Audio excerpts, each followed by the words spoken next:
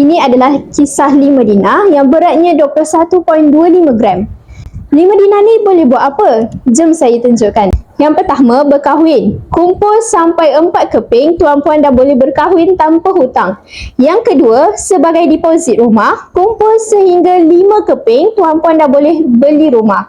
Yang ketiga, sebagai dana kecemasan. Kumpul sampai 6 keping. Bila tuan-puan susah, tuan-puan tidak akan susahkan orang lain.